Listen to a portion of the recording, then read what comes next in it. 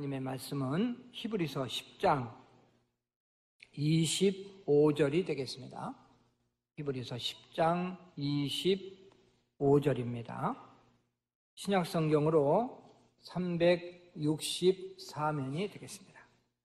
364면 히브리서 10장 25절 같이 한 목소리로 읽습니다. 모이기를 패하는 어떤 사람들의 습관과 같이 하지 말고 오직 권하여 그날이 가까움을 볼수록 더욱 그리하자. 아멘. 할렐루야. 네, 3부 예배 참석하신 여러분 환영하고 주님의 이름으로 축복합니다. 어제 그저께가 이제 3일절이고요. 어제 오늘 이렇게 연휴가 돼서 저는 오늘 예배에 한 3분의 1 정도 결석할 줄 알았어요. 근데 우리 교인들은 역시 믿음이 좋아서 이렇게 다 참석을 하고, 물론 출타한 분들이 들어 있습니다만은 이렇게 주일날 예배 사모하는 마음으로 나온 여러분들을 우리 주님이 기뻐하시고 복 주실 것을 믿습니다. 우리 서로 인사를 나누되 이제 중층에서 좀 인사를 잘 나눠주면 좋겠어요. 안녕하십니까? 잘 오셨습니다. 우리 5명 이상씩 눈을 마주치고 인사를 나눠보시길 바랍니다. 예, 감사합니다. 중층도 인사를 잘해서 감사하고요. 예, 감사합니다. 제가 교회를 처음 다닌 것은 초등학교 4학년, 5학년 때, 그때 같아요. 교회에 나갔을 때 주일학교 선생님들이 이 하나님의 말씀을, 성경 말씀을 들려주는데 너무너무 재밌는 거예요. 아주 성경 말씀 그 이야기에 푹 빠져 있었어요. 그 성경 말씀이 듣고 싶어서 주일날 낮 예배도 가고 또 저녁 예배도 가고 또 수요 예배도 가고. 참고로 제가 어릴 때는요, 주일학교 예배도 주일 낮 예배, 저녁 예배, 수요 예배 다 있었어요. 초등학교를 졸업하고 중학교 들어갔습니다. 근데 뭐 시골에는 중등부가 없잖아요. 고등부도 없고. 중학교 들어갔다면 이제 어른하고 같이 예배를 드리는 거예요. 그리고 어른하고 예배를 드려도 그냥 꼬박꼬박 참석하는데, 제가 어릴 때는 시골에 교회마다 목사님이 안 계셨어요. 목사님이 굉장히 목사님의 숫자가 적었을 때, 그래서 한 군내에 우리 같은 교단의 목사님이 한 2-3분이 여러 교회를 이렇게 돌보고 담임을 하고 있었는데, 담임이라고 해서 매주마다 설교하는 것이 아니라 당회장이에요. 당회장인데 실제적으로 그 교회에서 설교하는 것은 전도사님들, 그 다음에 전도사님도 안 계신 곳은 집사님이 설교한 데도 있었어요. 근데 우리 교회는 전도사님이 이렇게 설교를 하고 계셨고, 그리고 담임 목사님은, 당회장 목사님은 언제 오시냐면 성찬 예식 할 때, 학습세례 받을 때, 이때는 이제 오셔서 하는 거예요. 근데 그 젊은 전도사님이었었는데 그 전도사님이 얼마나 설교를 길게 하시는지 몰라요. 끝났다 싶으면 다시 시작되고, 야 이제 진짜 끝났다 그럼 또 다시 시작해. 여러분, 내가 한마디만 하고 끝내겠습니다. 그러면 그게 10분이야. 이번에는 마지막입니다. 꼭 끝납니다. 그리고 또 10분이야. 이래가지고 믿을 수가 없어요. 보통 1시간 10분 내지 1시간 30분 정도로 설교를 하셨으니까 굉장히 길게 했죠. 그래서 저는 어릴 때 그냥 꼬박꼬박 졸고, 그래도 왜 그렇게 또 교회가 가고 싶고 그래서 또 가고 계속 이제 열심히 다녔습니다. 특히 제가 어릴 때 다니던 교회는 집에서 한 30분 걸어가야 돼요. 근데 뭐 시골길이 뭐 집이 뭐 이렇게 쫙 연결돼서 있는 것도 아니고 전기가 있는 것도 아니고 아무것도, 깜깜한데 집도 띄엄띄엄 있고요. 근데 가다 보면 어떤 장소는 옛날에 귀신이 나왔다는 장소가 있어. 거기 사람들 다 소문이 그렇게 나잖아요. 어디는 귀신이 나왔을 때. 또 어떤 자리는 누가 거기서 죽었대. 죽었던 자리에 다 있는데 막 그런 데 지나가려면 막 바시락 소리만 하면 막 쫓겨나고 너무너무 무섭고, 그래도 교회 가고 싶은 마음에 열심히 다니고, 그래서 아마 하나님이 그때 그 꼬맹이가 너무 열심히 다니니까 내가 목사 만들어야 되겠다, 이렇게 생각해서 목사가 되지 않았는가, 이런 생각을 가져봅니다. 너무 사모하고 교회를 사랑하고 그랬어요. 그때 성도들이 출석하는 걸 보면 뭐 주일 낮 예배, 저녁 예배가 거의 숫자가 같았습니다. 물론 수요 예배는 조금 적었죠. 오늘날 한국교회 현실을 보면 공예배 참석에 너무 소홀히 하고, 또 오후 예배, 또 수요 예배 점점 그 숫자가 줄어들고 있어서 참 안타까운 마음을 금할 수가 없어요. 20년 전만 해도 이런 공식이 있었습니다. 주일 낮 예배의 2분의 1, 반이 주일 오후 예배에 참석하고, 또 수요일 날은 주일 예배에 3분의 1이 참석한다, 이런 공식. 그 다음에 새벽 기도는 주일 낮 예배에 10분의 1 정도가 참석한다, 이 정상적인 교회다, 이렇게 그때 이야기를 했었는데요. 이러한 공식이 무너진 지가 이미 오래됐죠.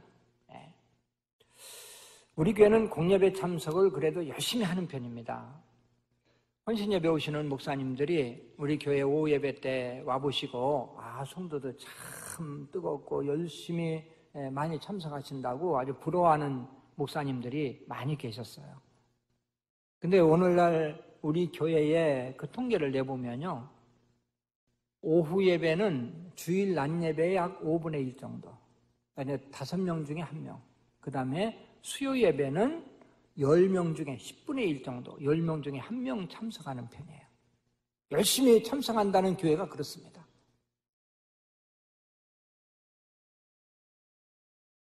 오늘날 한국교회 성도들은 낮 시간 한 번 출석하면 내가 할 일 다 했다, 낮은 예배 참석 한번 하고 11조 정도 하면 내가 이 정도 믿음이면 됐지, 이렇게 생각하는 성도들이 굉장히 많습니다.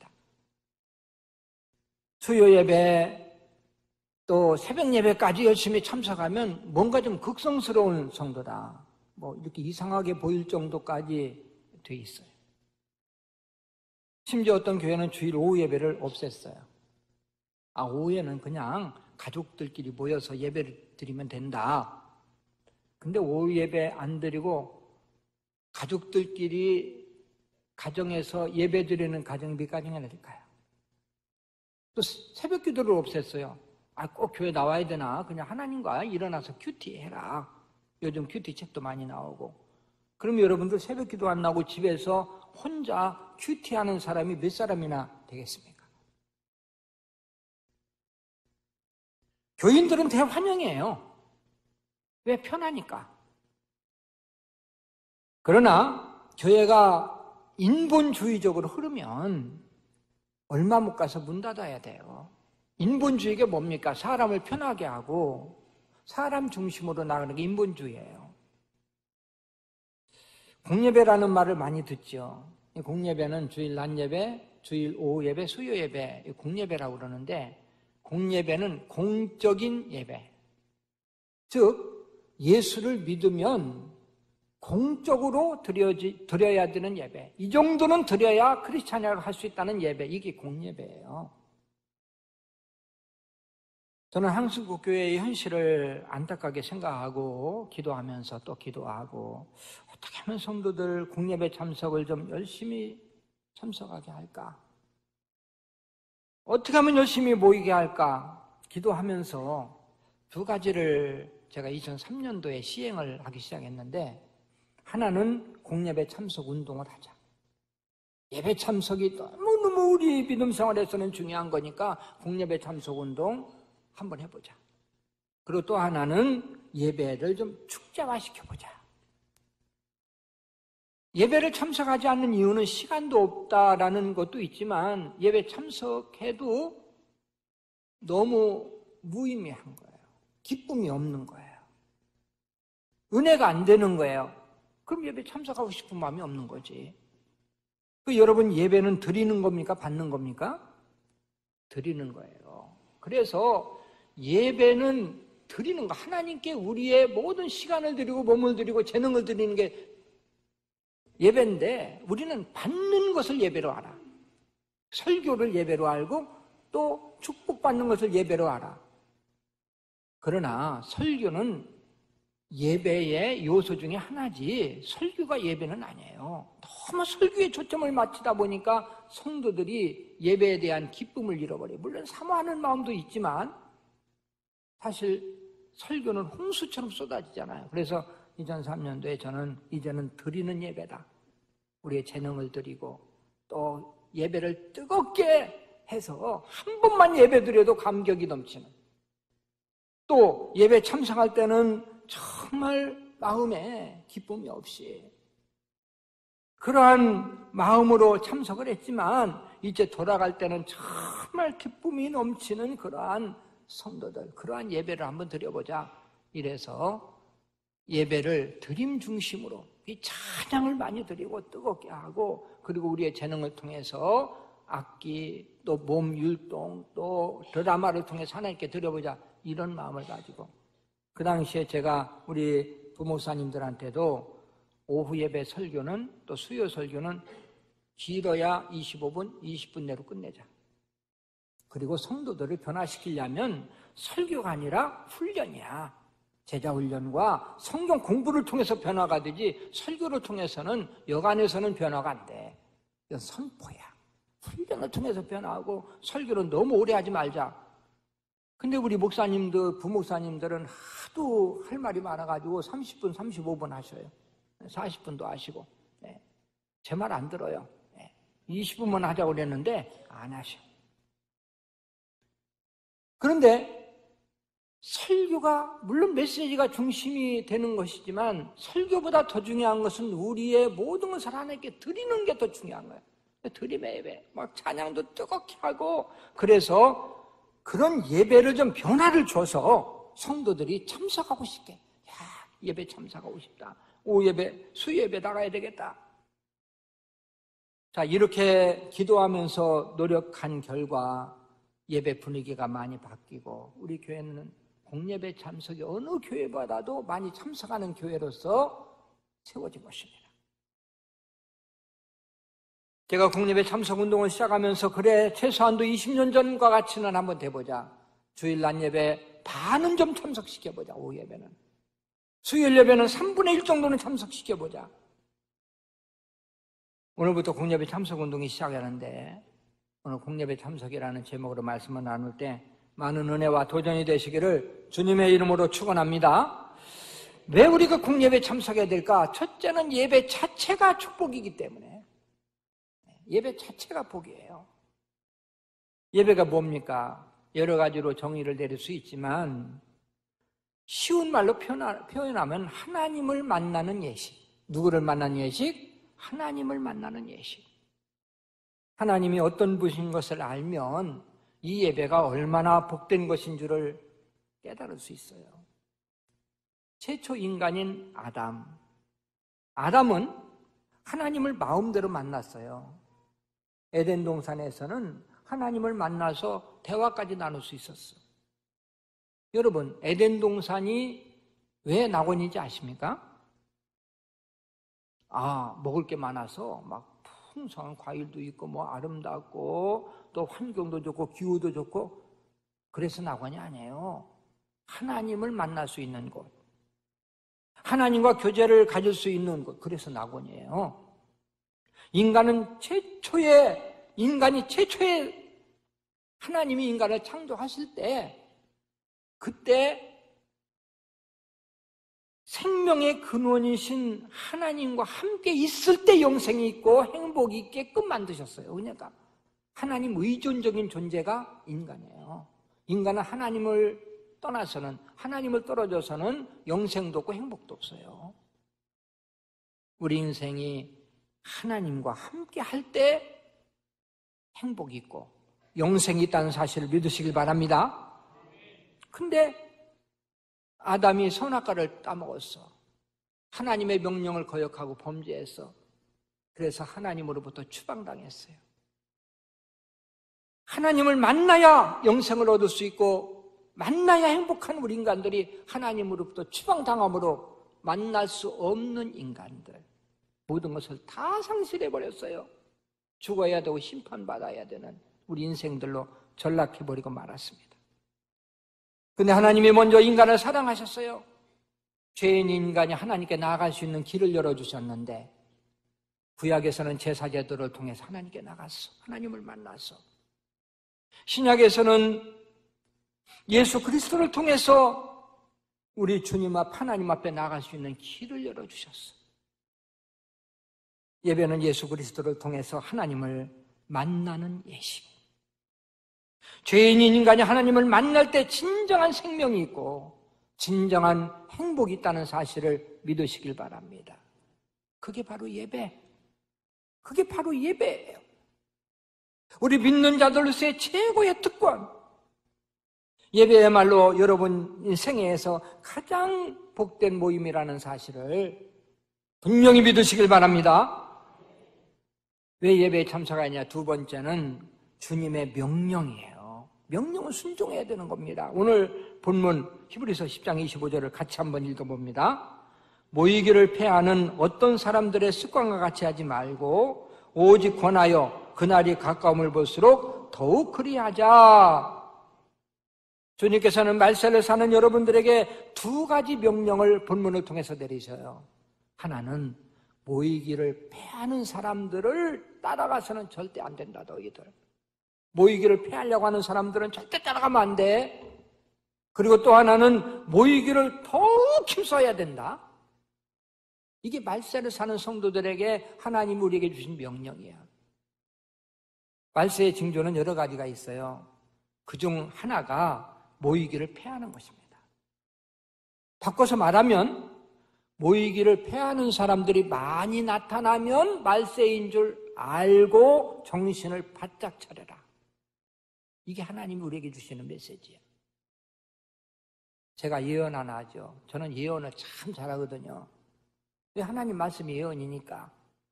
앞으로 예배를 폐하려고 하는 사람들 많이 생겨납니다.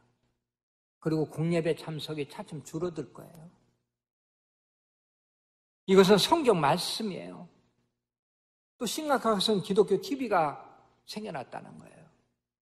이제는 뭐 TV뿐만 아니라 유튜브에서도 다 나오지 않습니까?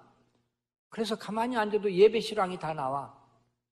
집에 있어서 그것만 틀고 또 예배 드린다고 할 수 있어. 지금 미국에서는 많은 사람들이 TV 앞에서 예배 드려요. 그럼 헌금을 어디다 하지? TV에서 나오는 설교하는 목사님한테 온라인으로 붙여요.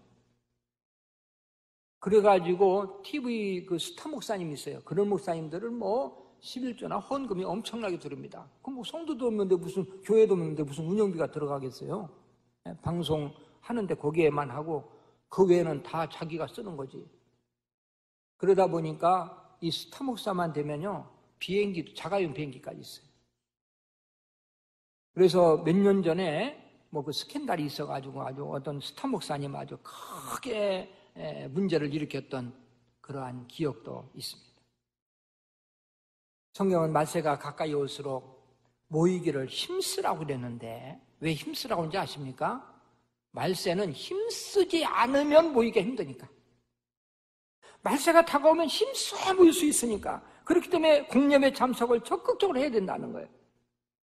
한국교회에서 공예배 참석 운동을 벌이는 교회는 아마 우리 교회, 물론 참석하라고 권면은 많이 하지만 실제적으로 운동을 벌이면서 막 인원 점검도 하고 이런 교회는 우리 남현교회뿐이에요. 우리 노예에서 뭐라고 소문난지 아십니까? 남현교회는 오후 예배 때 출석 부른대. 이렇게 소문이 났어요. 출석 부르는 교회라고 소문이 났다니까. 나는 사실 출석 부르려고 그랬어요. 근데 성도가 너무 많아서 출석 부르면 2시간 걸리니까 이거 뭐 예배가 하나님께 드릴 수가 없으니까 그냥 이렇게 하지만 나는 출석 부르고 싶어요. 그렇게 해서라도 참석을 한다면 그렇게 하고 싶어.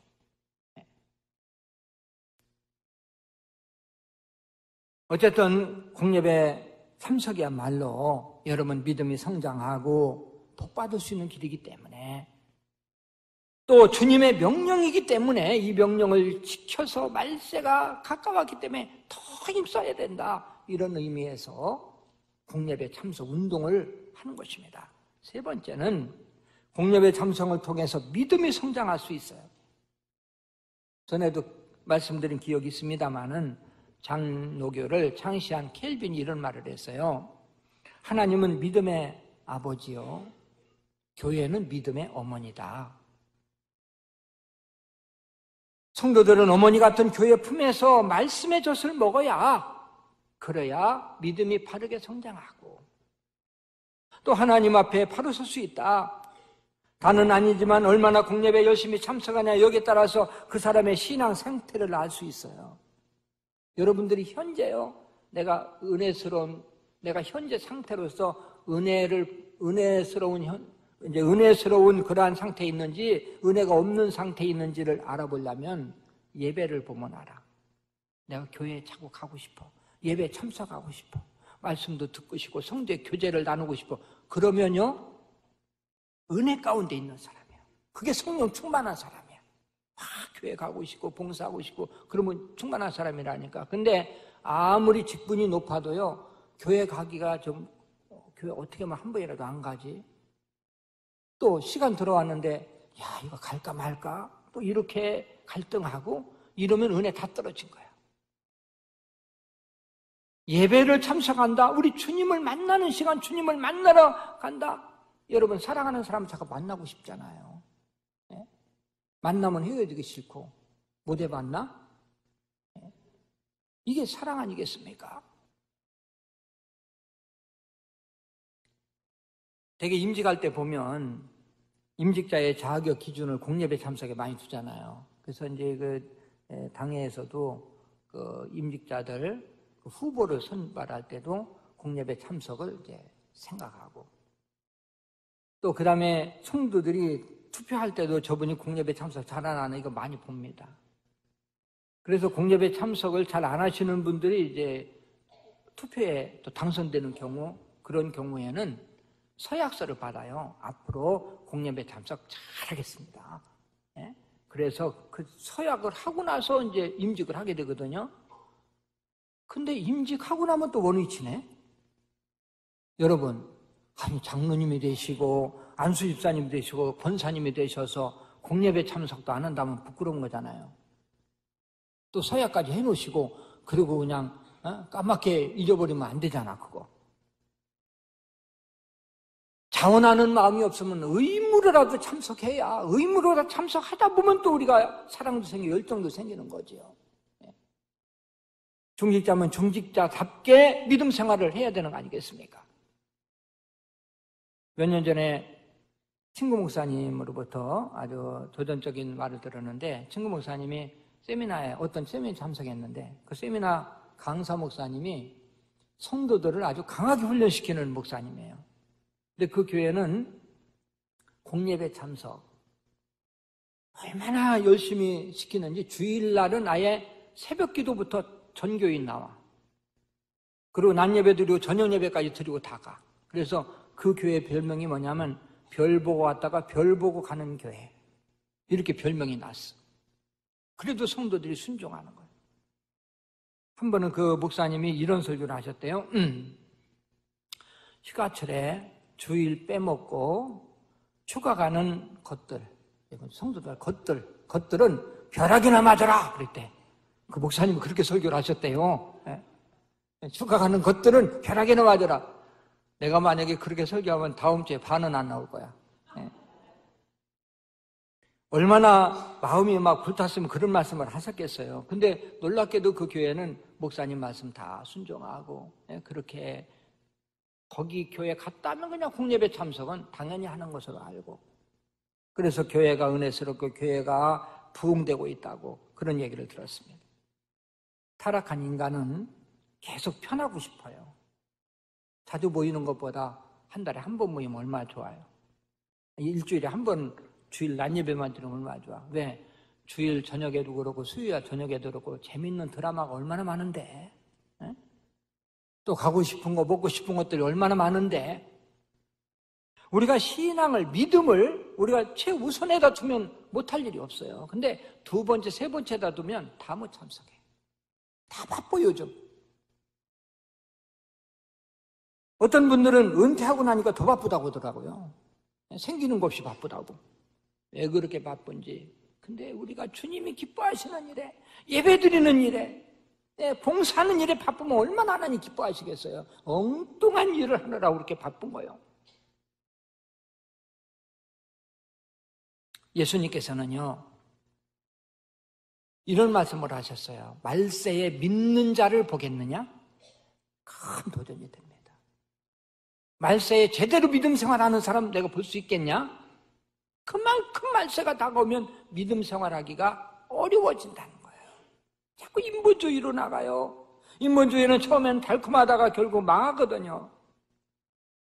그렇기 때문에 말세를 사는 우리는 내가 정말 힘써서 노력해서 내 믿음을 지켜나가고 그렇게 성장해 나가야 되는 것입니다. 여러분, 하나님이 어떤 성도를 가장 기뻐하실까요? 제가 기도하면서 어떤 성도를 기뻐하실까 제가 생각해 보니까요, 목회자의 마음은 하나님의 마음이시기 때문에 제가 세 가지를 생각했어요. 하나는 아마 한 사람을 전도해 갖고 올 때 우리 하나님 가장 기뻐하실 거다. 한 생명이 천하보다도 귀하다고 그랬잖아요. 예수님 오신 목적이 바로 구원에 있잖아요. 그래서 전도하는 거 하나님 가장 기뻐하실 거야. 또 두 번째, 또 한 가지는 공예배에 열심히 참석하는 사람 기뻐할 거야, 하나님이. 또 하나는 순종하고 열심히 봉사하는 사람을 하나님이 또 기뻐하실 거야.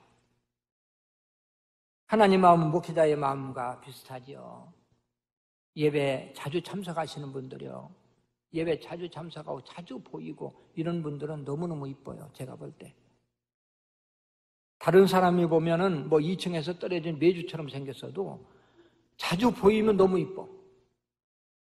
근데 양귀비 사촌이라도요, 잘 안 보이면 별로 안 이뻐. 이게 목회자의 마음이에요. 우리 하나님의 마음이기도 해요.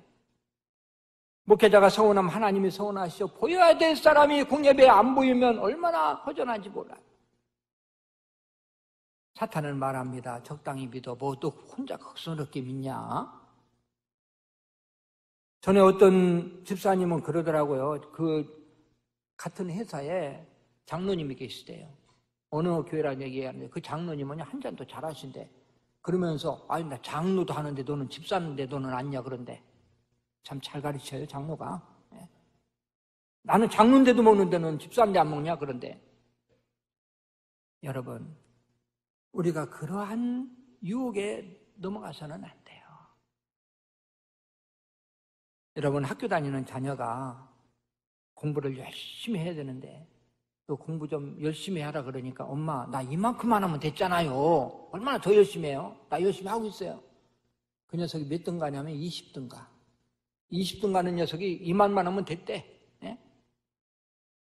아주 그냥 그 부모가 그냥 속이 푹푹 썩어요. 터져요. 1등을 가도 더 열심히 더 잘하기를 원하는 게 부모의 마음이에요. 제 마음입니다. 여러분들이 믿음 생활을 지금까지 열심히 하고 있지만 더 잘하길 원하는 게 목사의 마음이에요. 그래, 앞으로 하나 더 나가야 돼. 한 걸음 나가야 돼. 성도들이 열심히 믿어서 믿음대로 약속대로 복받기를 원하고 상급받기를 원하고 더 크게 쓰임받기를 원하는 것이 바로 목회자의 마음입니다. 여러분에게 묻죠. 여러분 현 상태에서 믿음이 성장하기를 원하십니까? 네, 조금 성장하기를. 아멘. 3분의 2는 안 했는데 나는 이 정도면 돼. 이런 것 같아. 여러분 믿음이 성장하기를 원하십니까? 그 믿음으로 복받기를 원하십니까? 그 믿음으로 상급받기를 원하십니까? 할렐루야. 아멘 하신 분들은 오늘 오후 예배부터 실천하세요. 한번 실천해봐요. 얼마나 감사하고 우리 주님 기뻐하고. 이제 말씀을 마무리해 봅니다. 열심히 모일 때, 국예배 참석할 때 어떤 결과가 나타날까요? 첫째는 성령 강림의 역사가 나타나요.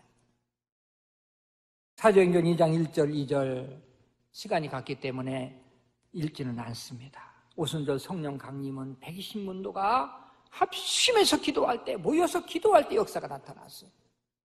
두 번째, 축복의 역사입니다. 창세기 12장 7절 집에 가서 읽으세요. 아브라함은 가는 곳마다 단을 쌌어요. 단을 쌌다는 말은 하나님께 제사 드렸다, 예배 드렸다. 예배 중심이에요. 예배 중심으로 사니까 하나님이 복을 주셨어. 세 번째는 부흥의 역사입니다. 사도행전 2장 46, 47도 마찬가지입니다. 집에 가서 읽으시고요. 초대교회 성도들의 믿음인데요, 날마다 마음을 같이하여 모이기를 힘쓰고, 모이기를 뭐하고? 힘썼대요. 그것도 날마다. 그러니까 하나님이 구원받는 백성을 더해 주셨어. 막 보내주신 거예요. 교회가 폭발적으로 부흥된 것입니다. 교회 부흥은 하나님의 은혜로 되는데 언제 은혜를 주십니까? 모일 때. 우리 한국교회가 가장 부흥이 많이 될 때가 70년대거든요. 근데 70년대에 여의도 광장에서 엑스폴로, 그 다음에 빌리그리암 전도대 할 때 막 100만 명, 200만 명 모여서 막 예배들 하나님께 기도하니까 교회가 막 폭발적으로 부흥이 된 거예요. 그때는 얼마나 예수를 사람들이 잘 믿었는지 가서 툭 치면 예수 믿었어. 그 정도로 뜨겁게 모이니까 요즘 모이라도 안 모여요. 연합집회? 안 모입니다. 우리 교회가 왜 이렇게 부흥의 역사를 이룰 수 있었느냐? 모였어요. 어쩌면 모이게 할까? 모이기를 힘썼기 때문에 우리 교회가 계속 부흥된 줄을 분명히 믿습니다. 마지막 인정받는 역사가 있어요. 우리 하나님 앞에 인정받는 방법은, 또 목회자 인정받는 방법은 열심히 공예배에 참석하는 거예요. 여러분은 믿음의 전진이 있어야 됩니다. 예배 생활의 전진은 내 믿음의 전진이야. 낮 예배만 드리던 분들은 그래, 이번에는 내가 오후 예배가 목표야. 내가 오후 예배까지는 한번 드려보자. 아니야, 이번에는 내가 수요 예배까지는 한번 꼭 드려봐야 되겠어. 이런 마음만 가져도 역사는 나타나기 시작해요. 할렐루야. 하나님이 기뻐하시는 마음입니다. 공예배 참석이 가장 하나님이 기뻐하시는 일이고 복받는 길이라면 왜 그걸 못하겠어요? 모쪼록 이번 기회에 온 성도들 열심히 공예배 참석함으로 여러분들의 믿음이 성장하고, 또 여러분들에게 약속하신 모든 은혜를 하나님이 주시고, 또 교회도 부흥되고 복받는 은혜가 있으시기를 주님의 이름으로 축원합니다.